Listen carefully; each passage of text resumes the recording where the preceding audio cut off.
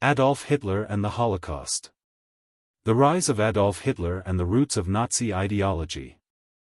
Adolf Hitler's early life and World War I experience. Adolf Hitler was born in 1889 in Braunau am Inn, Austria-Hungary, now Austria. His early life was marked by struggles, including the death of his father and a strained relationship with his mother. After failing to gain admission to the prestigious Academy of Fine Arts in Vienna, Hitler lived in poverty and spent his time developing views on race, nationalism, and the German-speaking world.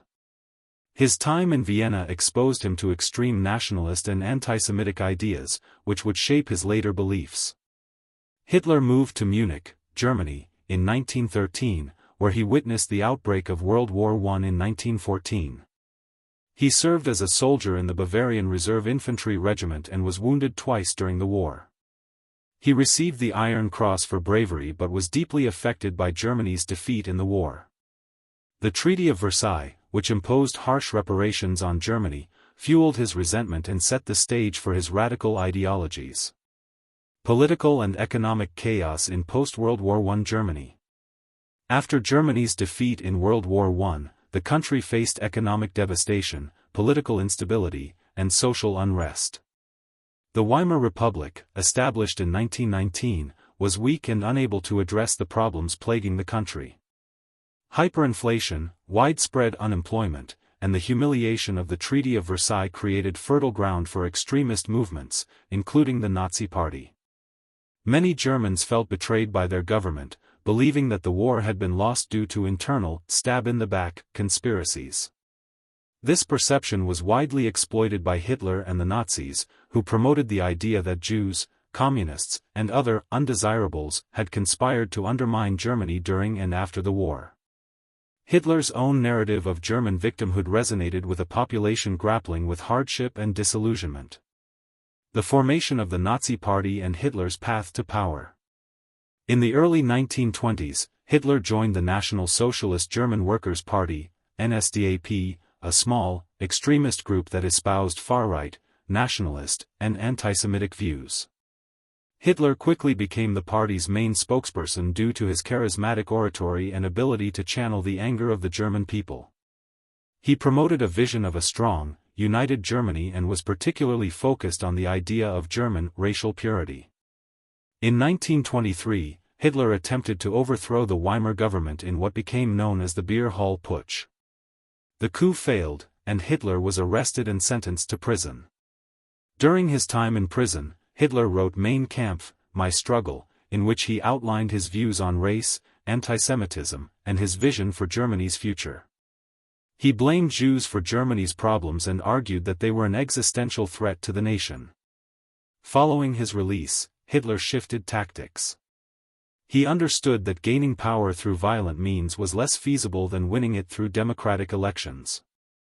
Over the next decade, he built the Nazi Party into a formidable political force, capitalizing on widespread resentment towards the Weimar government and the economic turmoil of the Great Depression. Antisemitism and racial theory central to Nazi ideology. At the core of Nazi ideology was a belief in the racial superiority of the Aryan race and the inferiority of other races, particularly Jews. Hitler and his followers believed that Jews were responsible for many of the world's problems, including the spread of communism and the economic hardships faced by Germany. The concept of Lebensraum, living space, was central to Hitler's foreign policy, which sought to expand German territory into Eastern Europe, displacing or exterminating the Slavic populations there. Nazi propaganda portrayed Jews as vermin, parasites, or even a disease that threatened the purity of the Aryan race. This dehumanization laid the groundwork for the systematic persecution of Jews and other minority groups that would culminate in the Holocaust. Hitler also targeted other groups such as Romani people, disabled individuals, and political dissidents, whom he considered undesirable for the racial purity of the German state. Nazi racial ideology was not based on science but rather on pseudoscientific theories that classified people into hierarchical races. The Nazis used these ideas to justify their policies of exclusion, forced sterilization, and ultimately genocide. This section on the rise of Adolf Hitler and the roots of Nazi ideology provides a detailed overview of how Hitler's early life, the political and economic climate in post-World War I Germany, and the formation of the Nazi Party created the conditions for his rise to power. It also highlights the racial and anti-Semitic ideologies that formed the foundation of Nazi policies and actions. The implementation of the Holocaust. Early persecution of Jews. The Holocaust did not begin with mass extermination, rather, it started with a series of systematic discriminatory laws and policies targeting Jews and other minority groups in Nazi Germany. Adolf Hitler's rise to power in 1933 marked the beginning of widespread persecution. One of the first acts was the boycott of Jewish businesses in April 1933, where Jewish-owned stores and businesses were marked with signs that read, "Jews not welcome." In 1935, the Nuremberg Laws were enacted, legally codifying racial discrimination. These laws classified Jews as a separate race and deprived them of citizenship. The laws prohibited marriage or sexual relations between Jews and non-Jews, which led to the marginalization of Jews from German society. Jews were banned from professional fields such as medicine, law, and education, effectively removing them from public life. Parallel to the Nuremberg Laws, the Nazis encouraged anti-Semitic propaganda, presenting Jews as the ultimate enemy of the German people. Posters, films, and publications portrayed Jews as subhuman, reinforcing the idea that they were an existential threat to the Aryan race. By 1938, the situation for Jews had deteriorated further, culminating in the Kristallnacht, Night of Broken Glass, in November 1938, where Jewish businesses, synagogues, and homes were attacked in an orchestrated nationwide pogrom. Thousands of Jews were arrested, and many were sent to concentration camps. The Wannsee Conference and the final solution. As the Nazis consolidated power, their policies evolved from exclusion to the final solution, the systematic extermination of the Jewish people. This shift became official with the convening of the Wannsee Conference in January 1942, where high-ranking Nazi officials discussed the logistical implementation of mass murder. The conference led to the decision to deport Jews to concentration camps in the East, where they would be murdered through forced labor, starvation, and systematic execution. The final solution was not an immediate event but a process that evolved over several years. Initially, the Nazis began with Einsatzgruppen, mobile killing units, that followed the German army into Eastern Europe. These units were responsible for mass shootings of Jews, political dissidents, and other perceived enemies of the state. They executed tens of thousands of people in mass graves, often in the middle of forests or other isolated areas. However, this method of killing was deemed inefficient and too psychologically traumatic for the soldiers involved. The establishment of concentration and extermination camps. To carry out the final solution, the Nazis established a network of concentration and extermination camps across Europe. These camps served as the final destination for millions of Jews and other targeted groups, including Romani people, disabled individuals, and political prisoners.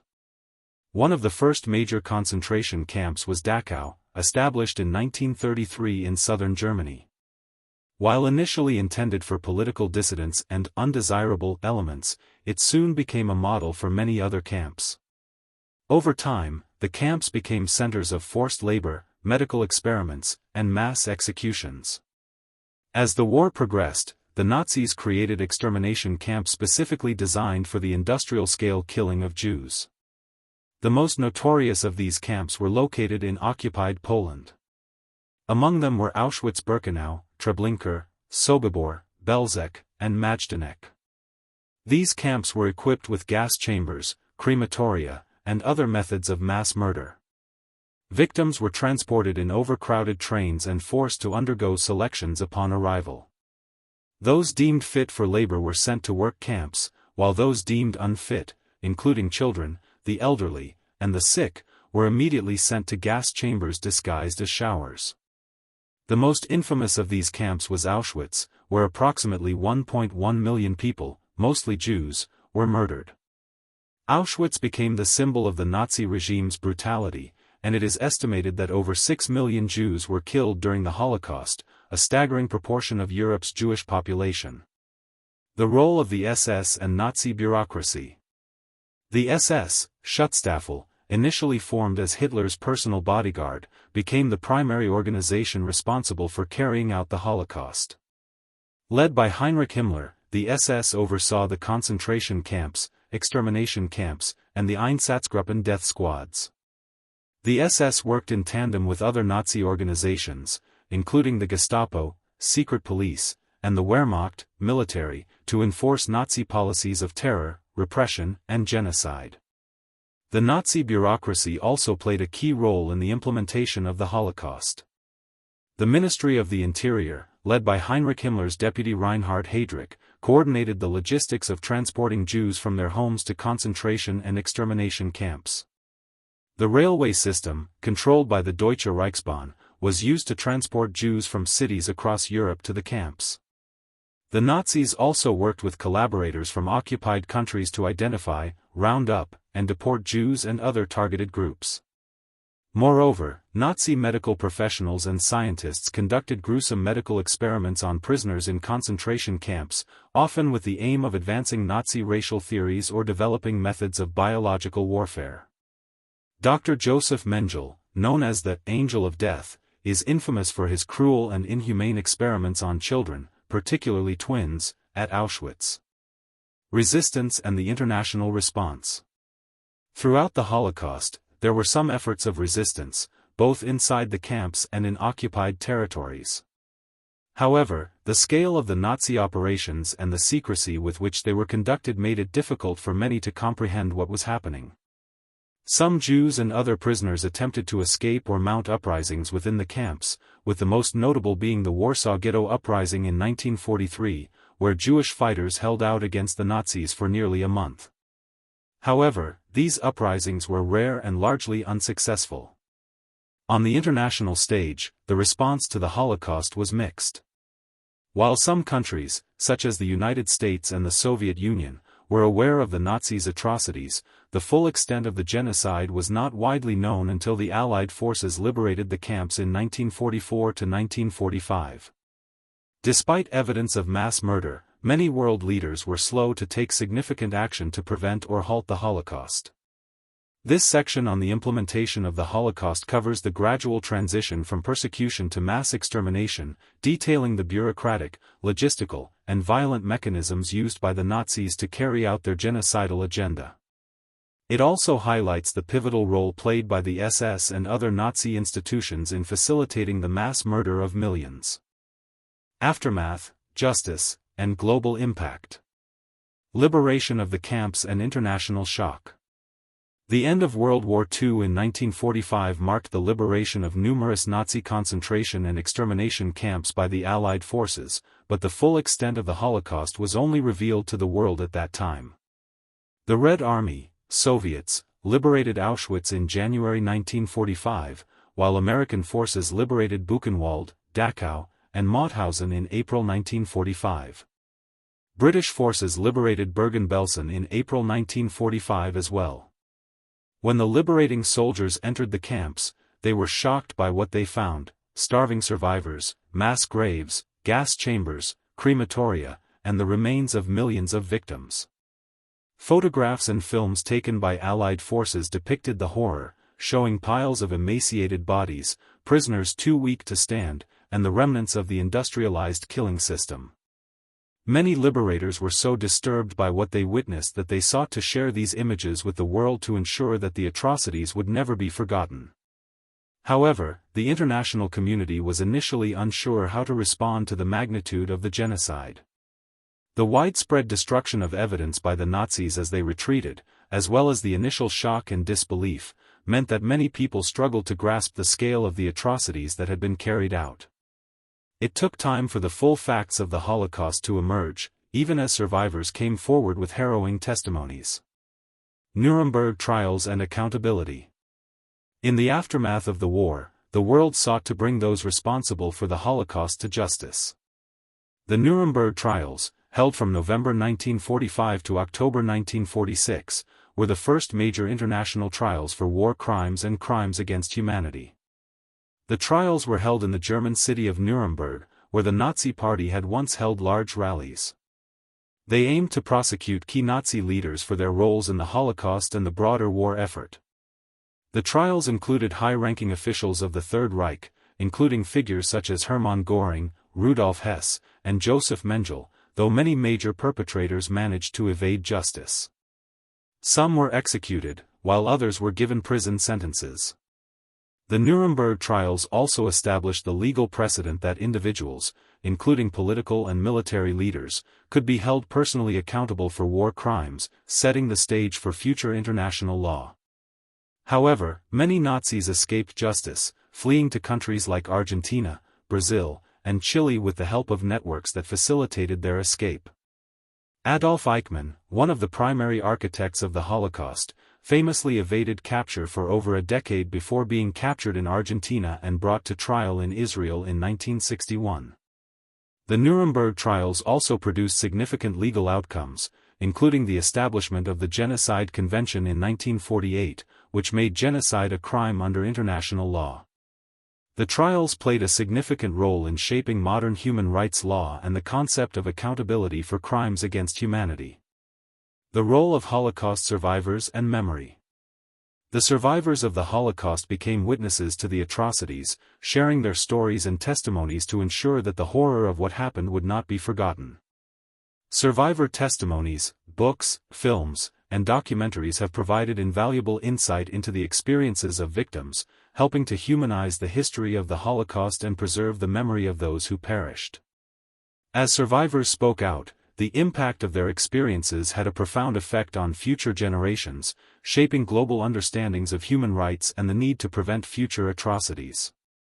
Survivors became advocates for the preservation of Holocaust memory, often speaking at schools, museums, and memorials. Organizations like the Simon Wiesenthal Center and the United States Holocaust Memorial Museum have worked tirelessly to educate the world about the Holocaust and combat Holocaust denial. Global impact on human rights and international law. The Holocaust had a profound impact on global human rights and the international legal framework. The atrocities committed by the Nazis led to an international reckoning with the nature of genocide and crimes against humanity. The United Nations established the Universal Declaration of Human Rights in 1948, which set out fundamental human rights to be universally protected. The declaration emphasized the dignity and equality of all people, reflecting the lessons learned from the Holocaust. The creation of the International Criminal Court, ICC, in 2002 was another key development influenced by the Holocaust. The ICC was established to hold individuals accountable for crimes such as genocide, war crimes, and crimes against humanity, a legal framework that aims to prevent similar atrocities from occurring in the future. Furthermore, the post-war era saw efforts to promote the prevention of genocide, with the creation of international agreements like the Genocide Convention, 1948, which made it illegal to commit acts of genocide and obligated states to take steps to prevent and punish genocide. Holocaust denial and revisionism. Despite the overwhelming evidence of the Holocaust, there has been a persistent issue with Holocaust denial and historical revisionism. Some individuals and groups, often driven by anti-Semitic ideologies, have tried to downplay or deny the scale of the atrocities that occurred.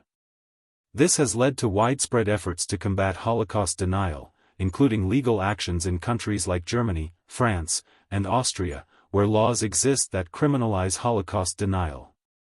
The rise of online platforms has made Holocaust denial more accessible, sparking debates about free speech versus the responsibility to combat hate speech. Educational institutions and museums continue to play a crucial role in debunking these myths, ensuring that the truth of the Holocaust is preserved for future generations. The legacy of the Holocaust and lessons learned. The Holocaust remains a crucial part of global history, teaching vital lessons about the dangers of unchecked hatred, discrimination, and totalitarianism. It underscores the importance of vigilance against ideologies that promote racism, antisemitism, and violence against minorities. The Holocaust also emphasizes the need for humanitarian intervention when such atrocities are taking place and the importance of international cooperation in preventing genocide. One of the most significant legacies of the Holocaust is the global commitment to never forget. Memorials, museums, and remembrance events have been established around the world to ensure that the victim's suffering is never erased and to educate future generations about the dangers of prejudice and intolerance. The Holocaust has shaped global conversations about justice, human rights, and the responsibility of individuals and governments to prevent future atrocities. The lessons learned from this period continue to influence international policies, human rights protections, and efforts to combat discrimination and violence today. This section on aftermath, justice, and global impact delves into the post-Holocaust world, highlighting the liberation of camps, the pursuit of justice through the Nuremberg trials, the role of survivors in preserving memory, and the broader global implications. It also addresses the ongoing challenge of combating Holocaust denial and the lessons learned for contemporary human rights efforts.